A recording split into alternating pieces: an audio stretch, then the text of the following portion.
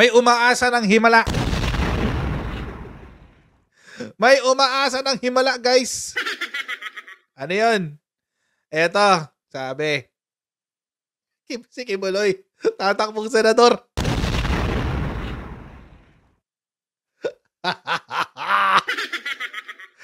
Tatakbong senador si Kibbs, guys. Payag ba kay John? Ano tayo dito? Tawag dito, mag-ano tayo? Mag-vote tayo dito. Kung iboboto nyo si Kibbs na senador, hanap kayo ng ano. Ano bang magandang emoji ilagay natin dyan? Ano bang magandang emoji ilagay natin dyan? Kung iboboto nyo si Kibbs, lagay kayo ng ano, devil emoji.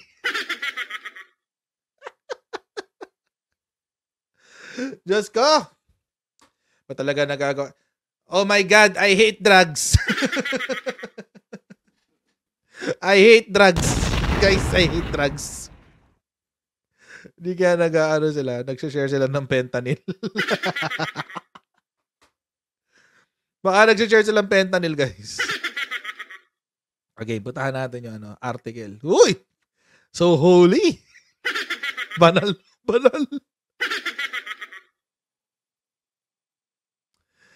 Diyos ko.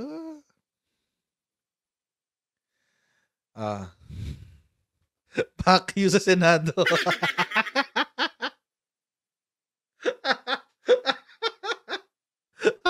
Ang pangit ng no? Kasi di ba initials usually ang ginagamit. So, Pastor Apollo C. Kibuloy. Pakyu sa Senado.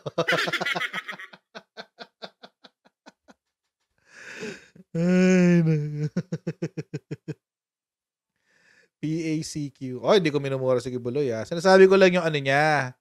Yung initials niya. Nung pangalan niya. Pastor ACQ. Diba? Anyway, sabi, despite being nowhere near the range of possible winners in early voter preference surveys, an Scooper, sino si Scooper na yan, told Politico that the self-proclaimed appointed son of God, the disappointed na to, disappointed son of God, is supposedly upbeat about his chances of winning the midterm polls. Ay, wow. Wow. Malakas daw ang loob eh. He'll be taking his cue from Senator Joel Villanueva, who won his re-election bid largely because of the cult following of JIL, which his father, si Bac Party List Representative Eddie Villanueva, established. Okay, Kibuloy's KOJC claims to have at least 4 million members in the Philippines. 4 million? Talaga, may 4 million. Ba't di kayo nakaka 4 million subscribers sa YouTube? Talaga, may 4 million sila. Sa Pilipinas pa lang yan 4 million members in the Philippines. Kasi alam nyo mga kochero, kung 4 million talaga yan, edi dapat lahat ng social media nila may 4 million. Wala makadali yun eh. Madali lang yun. Ikaw yung executive pastor sabihan mo ba naman silang lahat? Oh, lahat kayo. Subscribe kayo sa YouTube channel natin ha. SMNI. Atin yan. Tapos, subscribe din kayo sa Rumble. SMNI din. Atin yan. Tapos, yung mga social media pages natin, subscribe din kayo dyan. Note kayo dyan ha. So, at least, at the very least, doon sa social media nila, dapat meron more or less 4 million. Kung totoong 4 million. I don't know. Hindi ko alam. His following is believed to have grown due to the reach of SMNI, which is associated with Kingdom of Jesus Christ. The presence of Kibuloy in the Senate will provide him some degree of immunity from sex trafficking charges he's facing in the United States. Okay. Dahil ka sa FBI yan. Naalala natin lahat yan, di ba? Kibuloy will also be a formidable ally for former President Rodrigo Duterte, who has emerged as a strong contender for the Senate seat. Duterte recently said that he might run for senator if there is a strong reason for him to do so. Alam na natin yan. Pag si Digong nagsalita ng mga ganito, kahit sabihin niyang retired pa siya, I'm retired, I'm tired. Tapos makakita natin tatakbo. Doon siya magaling sa double talk. Kaya dyan tayo nasanay kay Shi Digong. Yung magsasabi siya, he will say one thing but he will do another. Ganun yan eh. Pero, I guess. Good luck. Good luck na lang siguro kung totoong tatakbo siya. Kasi malalakas din yung iba niyang contenders. Sabihin na natin, kung totoo yung 4 million, alam nyo, mas may chance siya kung siya ay tatakbo sa party list. Ganun. Mas may chance siya kung totoo yung 4 million niya. Mas may chance siya na manalo sa party list. Mas sigurado yun. Pero senador, labo. Malabo dyan. 10 million nga, di ka na nanalo eh. 10 million na boto. Sino ba pinakamababa nitong nakaraang eleksyon? Si Joseph Ejercito Estrada. Si Jinggoy. Si Jinggoy yata yung yung pinaka konting boto sa mga nanalo. Parang nasa 11 yata yun. 11 million something. So, malayo pa yun. Malayo pang lalakbay mo sa 4 million. Good luck. Good luck.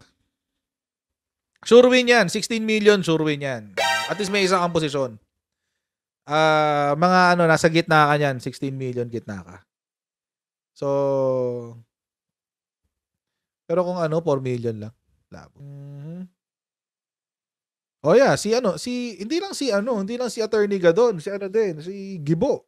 Si Attorney Gibo. During that time, ngayon Sec Gibo na. Si Attorney Roque, ganun din, nasa 10 million. So, mahina yung 4 million. Wala yun. Iiyak ka pa dyan. Malayo-layo pa lalakbayin mo para manalo ka sa Senado. Bibili ka na lang yan sa Comelec. Magbabayad ka na lang sa Comelec niyan. Kung makakapagbayad ka. Good luck.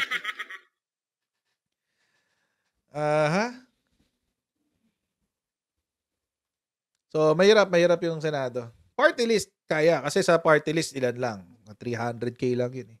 300k mo, may 3 seats ka na. So, 300, baka meron kang following na 400k. Tingnan nyo, kaya hindi matanggal-tanggal yung Makabayan Block sa Senado. Kasi nga, dahil doon. Maliit lang ang kailangan na tawag dito. Boto para sa party list. Okay, bago tayo magpatuloy, as usual, alam niyo na yung gagawin natin dito. Mag-shoutout man tayo sa mga ibig natin sa Sendwave. Kung kayo ay nasa US, UK, Canada, Italy, France, Spain, Ireland, and Belgium, may pwede na magpadala ng yung mga remittances sa Pilipinas gamit ang Sendwave. Okay, gagawin nyo lang ay download ang Sendwave app, gawa kayo ng account, lagyan nyo ba ang account details nyo dyan. At pwede na kayo magpadala sa GCash, sa mga bangko at iba't ibang mga pawn shop sa bansa. At kapag ginamit nyo pa kayong promo code na Coach Dante, makakakuha pa kayo ng karagdagang $20 free credit. Ayan. Kaya mga kochero, gamitin na si Sendwave for all of your remittance needs. Game. Daanan lang din natin to. Daanan lang din natin. Kasi this is both bad and good news. At good news dun sa presidente at bad news dun sa presidential sister. Bakit? Kasi di ba, nung isang araw, pinag-usapan natin to. Ito. Yung nilampaso siya ni Baste. Di ba? Nilampaso ni Baste si Senator Amy. Walang pakundangan yung yung pagkalampaso eh. Which, it could be a lot of things. It could mean a lot of things. Yung ganun. Pwedeng kung medyo hindi ka nag-iisip na may mali siya, isipin mo, wala. Nilampaso lang talaga. Walang ibang ibig sabihin yun. Kapag medyo may mali siya ka ng konti, iisipin mo, script yan, script. So, ang problema ngayon, mga kotsero, eto. Hindi pala problema. So, ano nga, binastos nga ni Baste si Senator Amy. Ang sabi, tawag dito, tigilan mo yung panggagamit sa amin. Parang ganun, di ba? Tigilan mo yung panggagamit sa amin. Di ako nagsorry sa kapatid mo. Sa'yo ako nagsorry kasi ako mapahiya ka. Naawa ako sa'yo. O, tigilan mo yung panggagamit sa amin. Pinatunan pa siya. Pinalampas na kita noon. O. Ibig sabihin, this is not the first time. Pinalampas na raw noon eh. So, ngayon. Nag-theorize tayo, ang sabi natin ng isang araw, hindi, wala to. Kahit na, ito yung nangyari, hindi magbabago yung isip dito ni Senator Amy. Walang mangyayari dyan. Tingnan nyo, the following day, sasabihin ni Senator Amy, okay na kami. Ano nangyari? The following day, yun na nga ang sinabi niya. Okay na kami, nakapag-usap na kami. O sabihin natin wala talagang mali siya, no? At talagang nagkatampuhan, nagkaaway, etc. etc. Wala ba tayong konting konting self-respect? Nakakaloka. Ito ba yung sinabi ni Sen Amy? So nagkausap na raw sila, okay na raw, sabi ni Sen Amy. Tapos, hindi na ako basta-basta magkukwento at sa kaguluhan ngayon ay napakadaliing baliin at bigyan ng maling kahulugan. Ang alin yung sinabi niya? It's very plain. Madali na maintindihin yung mga sinabi niya eh. Madali intindihin yung mga sinabi niya. Walang room for misinterpretation. Dito ako nagulat. Parang may gustong mag-away kami. Buti at nakapag-usap na kami. Sino gustong mag-away sa inyo? Kayo-kayo lang nandyan. Di ba? Alam nyo mga kotsero, ewan ko lang pero Marcos ka. Baka nakakalimutan mo, Senator Amy. Marcos ka. Legendary na yung pamilya nyo. As in, ganun. Mythical na nga sa totoong buhay. Parang kung yung sa Mobile Legends, ano yung mga doon, yung pinakamatataas? Mythical. Mythical na nga yung pamilya nyo eh. Marcos kayo, as in kapag narinig yung pangalan Marcos, parang wow. Di ba? Of course, there are two reactions. Yung ibang galit sa inyo, sabihin, magnanakaw, mamamatay tao, etc. etc. So, yung kabila, parang sasabihin, sobrang ina-idolize naman yung pangalan nyo. Really? Papayag kang ginaganto-ganto ka. Diba? Parang nakaka-disappoint talaga si Senator Amy. Promise. Nakaka-disappoint. Siguro naman may hangganan ng bayaran ng utang na loob, di ba? Kasi kung pinag-uusapan pa rin natin dito, dahil sa pagpapalibig ni Apple Lakay sa libingan ng mga bayani, do you think you deserve to be treated like this? Even if nagbabayad ng utang na loob. No one deserves to be treated like this. Ginaganyan-ganyan ka lang, tapos ikaw pa rin maghahabol. Ano ba to? Parang di ba ganyan yung mga Stockholm. Parang Stockholm syndrome ba to? Na kahit inaabuso ka, binabalahura ka, etc. etc. Pinapahiya ka ng ganito. Okay lang. Oo, kasi mahal ko sila eh. Nakakaloka. Nakakaloka to. Of course, syempre may mga taong iisipin na dumadrama lang yan. Spy lang siya nung kabila, etc. etc. Pero really? I don't think so. Masyadong masyadong conspiracy theorist na yung ganong klaseng pananaw. Ako, I believe na it's sincere. Feeling ko talaga sincere siya dyan sa mga ginagawa niya para kala Duterte. Feeling ko talaga. Hindi Hindi fake yan. Which now leads us, mga kochero, to conclude na mahihirapan to si Senator Amy come 2025 elections. Malamang hindi niya makukuha yung 100% vote nung kabila ng mga DDS. Bakit? Kasi nga may mga ibang tao nag-iisip na hindi, spy lang yan si Senator Amy sa mga Duterte, tatry rin din yan mga Duterte in the future, etc. Wala problema dun. So, hindi niya makukuha ng 100% yung mga DDS. Swerte siya kung maka 50% siya. Swerte na yun. Ngayon, ang tanong, sasaluhin pa ba siya ng mga loyalista? I doubt. I used to say, nung mga sometime last year, sinasabi ko na parang between PBBM and Senator Amy, mas gusto ko yung mindset ni Senator Amy kasi mas practical, etc. I don't think I can say the same thing again anymore. Parang di ko na masasabi na ganun siya mag-isip ngayon. Dati medyo mas level-headed pa siya eh. Medyo practical, level-headed, lumalaro ng politika, etc. Which to some degree, kailangan mong gawin. Kailangan mong maipaglaro sa politika to some degree. Pero ngayon, hindi na siya ganun. Parang nasa panic mode siya. Hindi mo alam kung kung lahat ng yung mga galaw niya ngayon, hindi kalkulado. Hindi tulad dati kalkulado eh. Ngayon parang wala. Senator Amy, may advisor ka ba? may advisor ka ba? Yung totoong political advisor hindi yung lang, nakikilig-kilig sa advice ng kaibigan, etc. Hindi mo ganoon. Syempre iba yun. Lalo na yung kapag empleyado mo yung tao, di ba? Huwag ka makikilig sa empleyado. Pero yung talagang yung talagang political advisor na nirerespeto mo yung opinion. Ganun. Kasi parang ewan ko, parang lately lang naman. Lately parang parang she's all over the place. Kalat si Senator Amy. Ang kalat ni Senator Amy. Hindi siya ewan ko, walang rhyme or reason doon sa galaw niya ngayon. Hindi mo makitaan ng direksyon na sinasabi niya to kasi eventually dito siya pupunta. Hindi walang ganun eh.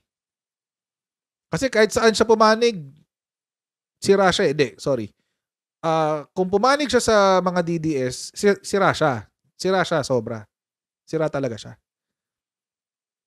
If she plays it a bit more cool or neutral, posible niyang mahikayat ang mga loyalists. Loyalist yan eh. Malambot ang puso niyan sa kahit sinong anak ni Apo Lakay. So, baka mahilot pa ng konti.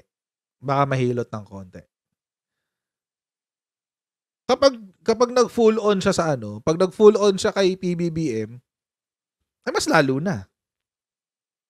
Pag nag 100% support siya kay PBBM. Mas yun, mas malaki ang return on investment, quote unquote. Ang ROI niya doon. Pero, ewan ko, kaya hindi ko makita ng hindi ko makitaan ng strategy yung panay baling niya sa mga Duterte. Kasi maski mga Duterte ayaw sa kanya. Binabastos nga eh. Kaya hindi ko maintindihan kung saan nanggagaling yung niyan. It looks panicked. Yung strategy niya ngayon, kalat. Hindi mo makitaan ng sistema, hindi mo makitaan ng strategy. Parang walang goal. Parang hindi siya tatakbo sa Senado sa 2025. Kasi right now, all roads lead to 2025. Lalo na tatakbo ka sa 2025. So, lahat ng galaw mo ngayon, it should be contributing to 2025. Yung mga ginagawa niya sa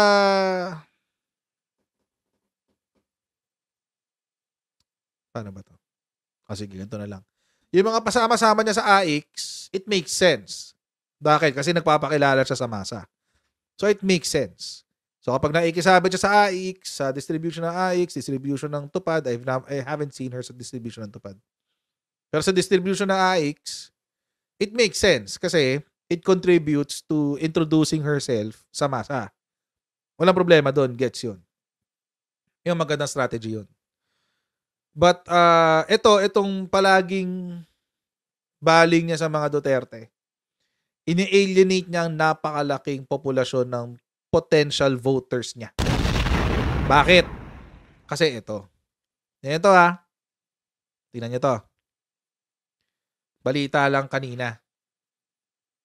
Actually, advance na yung date nila, February 6. February 5 pa lang po. Para bukas pa pala tong article na to. Na-i-post na agad.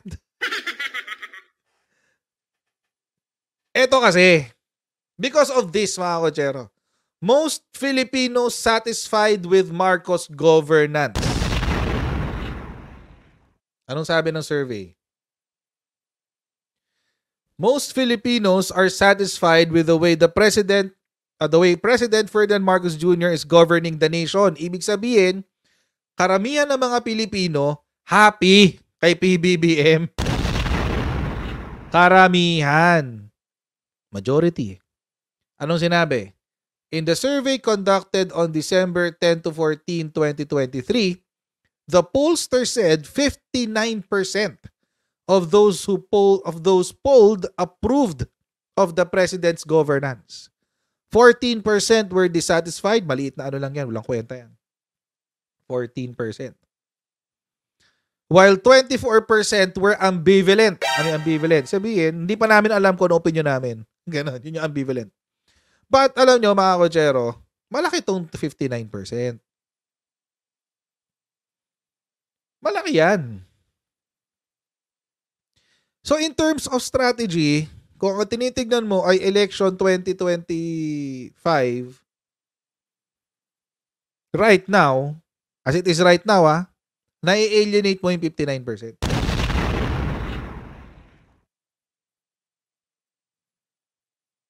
That's almost 60%. Ang laki niyan. Ito yung numero niya nung tumakbo siya ang presidente. Yan yung numero niya, 59, 60%.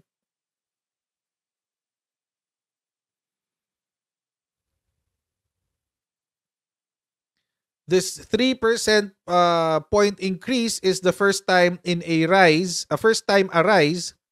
in performance rating of the current administration has been observed since 2022. The percentage of adult Filipinos who are dissatisfied with the way the nation is being governed increased slightly by 1 percentage point. Maliit na bagay lang yan.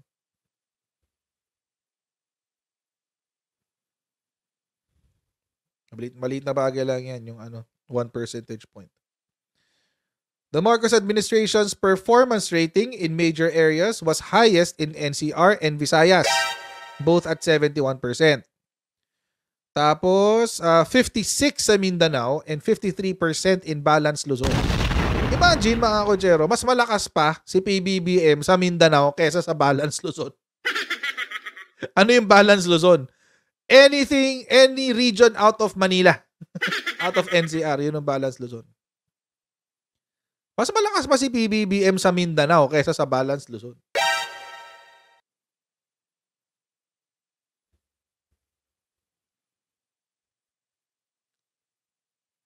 Hinahanap ko yung actual na yung actual na tawag nito. Survey di ko makita, hindi pa pinopost ni ni Okta. Kay Okta to Sabi, across major areas, the performance ratings increased by 18 percentage points in Visayas and 9 percentage points in NCR. They decreased by 3 percentage points in Mindanao and 2 percentage points in Balance Luzon. Bumaba pa nga yun sa Mindanao 3 percentage points. Tapos satisfaction with the present leadership was lowest from those from Class E. Okay, so yung mga below poverty to, Class E. Below poverty. Class ABC gave Marcos administration a 66% performance rating. Class D gave it a 64% rating. So yun. Madali rin kasi mabola yung mga Class E eh. Sila yung mga madaling makuha sa clickbait. So yun. Ang performance rating niya is highest among adults who are 25 to 34 years old. Tapos ang pinakamababa niya ay sa 18 to 24. Okay, that makes sense. That makes sense. Kung bakit pinakamababa niya is sa lowest. So ang pinakamababa niya ay doon sa 18 to 24. Totoo nga, kasi sila yung mga madaling mabola. 18 to 24 years old, mga kotsero, ito yung mga possible pa lang. Possible pa lang ng mga tao. So very emotional, mga tao. Possible na tao. Mga teenagers pa lang, hindi pa sila nakakaintindi ng politika, hindi pa sila nakakaintindi ng galawan ng mga politiko. So madali pa silang mabola. Sila yung mga tao na makukuha mo lang sa slogan, ganun. Makukuha mo sa slogan. Yung mga change is coming. Yun, mga ganun. Kuha mo na sila doon. Kuha mo na sila doon sa mga change is coming. Yan, ganyan. Bagong Pilipinas. Yan. Okay na sila doon. Madali na silang mabola dyan. 18 to 24. Tapos sila rin yung mga madalas makuha sa clickbait. Yung mga clickbait lang. Ganun. Doon sila madaling makuha. Naniniwala sa headline, naniniwala sa clickbait. Tapos hindi naiintindihan yung pinabasa o pinapanood. Ganun. So, yun yung ibig nating sabihin, guys. Mahihirapan si Senator Amy. Kasi, happy ang Pilipino ay PBBM. So, dahil happy ang majority ng Pilipino ay PBBM, pag bumira ka, pag kumontra ka, automatic, masamang tao ka. Kaya ang pangit. Ang pangit ng diskarte niya. And you know, that's why you have to understand, or siguro Senator Amy should at one point understand why this hate. Why the hate against her? It's not about her. It's because of her association kay Digong. Maski nga yung Duterte, sinusuka na siya eh. Tapos pinipilit pa niya yung sarili niya.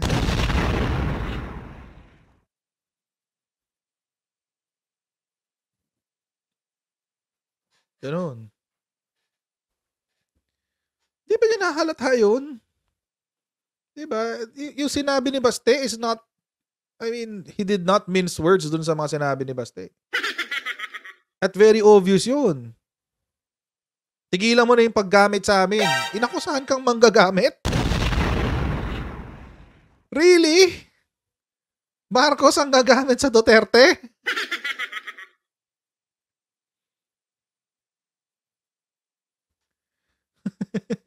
Marcos ang gagamit sa Duterte? Really? For what?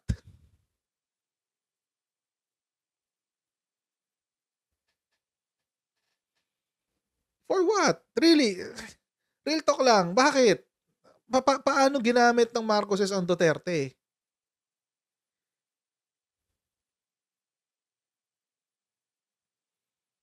$726 likes na raw. Matik na dapat yan. Uy guys, mag-like na kayo guys.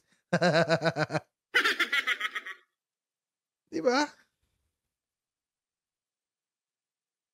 If anything, alam nyo mga kotsero, if anything, ang may utang na loob pa nga yung mga Duterte kay Senator Amy.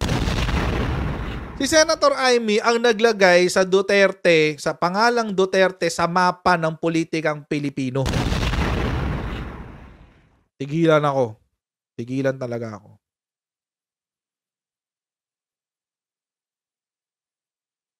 Hindi. Hindi, Melvin. Sorry. Hindi. Nagbayad ng utang na loob ang mga Duterte kay Senator Amy. Yung pagpapalibing na yan. Sino naglagay? Paano naging presidente si Digong?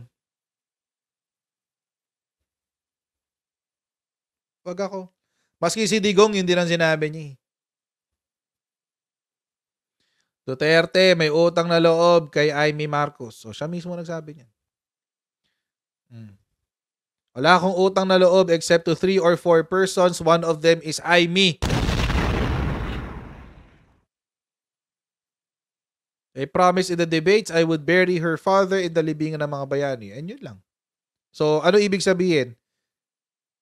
Ang utang na loob ni Digong, binayaran niya paano? Dito. I would bury her father in the libingan ng mga bayani.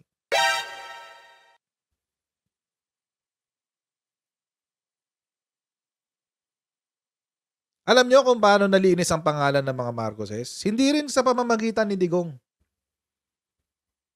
Sino naglinis sa pangalan ng mga Marcoses? Sandigan Bayan. Sandigan Bayan. Sino ba nag-dismiss ng mga kaso? Si Digong ba? Sige nga.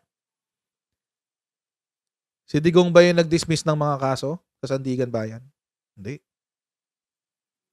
Ang dami-daming kaso nun. Ang dami-daming kaso nun, guys. Almost 900. Almost 1,000 pala, sorry. Almost 1,000 cases ang na-file sa mga Marcoses. Nung panahon lang ni Digong, hindi ko nagtataka lang ako bakit natagalan. Siguro kasi nung panahon ng mga dilawan, talagang hinaharang yung ebidensya. Pero, itong panahon ni Digong, doon lang naglabasan yung mga doon lang naglabasan yung mga desisyon. So, yung sinabi ni Baste is really off base. Anong utang na loob? Alam niyo, naglinis sa pangalan ng mga Marcoses, sila rin. Sila rin. Hinarap nila yung mga kaso. Lahat. Isa-isa. Isa-isa rin na-dismiss. Wala, kung tutuusin, yung utang na loob ni Sen Amy, bayad na yun. Nagkabayaran na sila ng utang na loob. So, real talk lang. Real talk lang. Kung magsasabi kayo na tao dito, hindi, utang na loob ng mga Marcos kung ba't nalinis yung pangalan nila. Hindi, wala silang utang na loob sa mga Duterte. If anything, bayad na yung utang na loob nila. Bayad na. Bayad na, matagal na. Matagal na sila nagkabayaran ng utang na loob. Kaya nga tataka, ba't ganyan sila eh? Hanggang ngayon, ganyan pa. Di na nila kailangan bayaran. O gusto sila naman maningil. Diba? O baka nga nagkasingilan eh. Baka nga nagkalabasan na ng tao dito. Baka nagkalabasan na ng bawal lang ang bawa ko sa Senator Amy. Limbawa lang, hindi ko naman sasabi nangyari talaga to. Pa nagsalita na siya ng, uy, Tatay Diggs, pumayag ka na sa Uniteam kasi, di ba tinulungan nga kita maging presidente? Pwede rin yun. Hindi natin alam. So, baka nagkabayaran na sila ng utang na loob. Huwag na lang patuloy ng singilan kasi walang katapusan yan. Walang katapusan yan habang buhay kang maniningil. Yun ang problema mo dyan. Habang buhay kang maniningil. Tapos habang buhay ka rin magbabayad. Kung hindi titigil si Senator Amy, habang buhay din siya magbabayad. Sige, sasagutin ko tong ni Mr. Poor. Papansinin ko to. One time lang naman. Mahiya ka naman sa mga Duterte. Laki ng kinita mo, kaka-content mo sa kanila. Parang ganun mo na lang sila birahin ngayon. Lumaki yung channel mo dahil sa kaka-content depensa mo kay Duterte. Okay, sagutin natin yan. Unang-una, lumaki yung channel ko dahil pinaghirapan ko. Hindi mo na ako binabayaran ng mga Duterte eh. Hindi ako binabayaran ng mga Duterte. Ginamit ko yung experience ko, talino, etc. para ipagtanggol ang mga Duterte. Bakit? Ba't ko sila pinagtanggol during the Duterte's time? Kasi he's the better alternative. Ba't ako kakampi sa mga dilawan? Ba't ko pagtatanggol ang mga pinaggagawa ng mga dilawan? Katangahan yun. Katangahan yun pag pinagtanggol ko mga dilawan. At during that time, akala ko, nabudol ako eh. Akala ko, Akala ko, okay si Digong.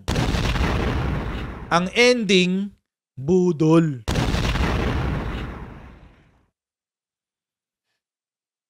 Kaya kung tutuusin, sila pa dapat magpasalamat sa akin.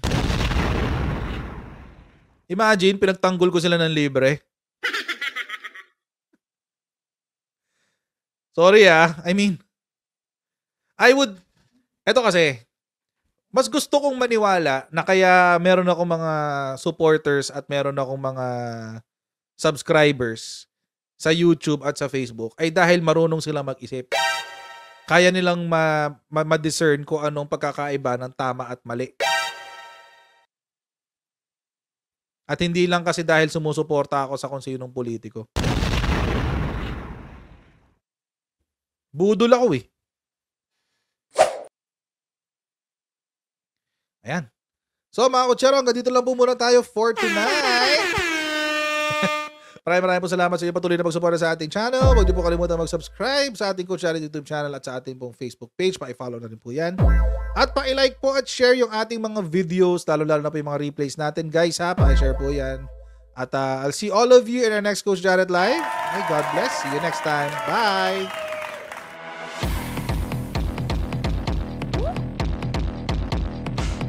Huwag ganun. Huwag natin gawing tanga mga Pilipino. Mas maganda kasi nasa lugar ka ng tama kaysa yung pinipilit mo yung pagkakamali.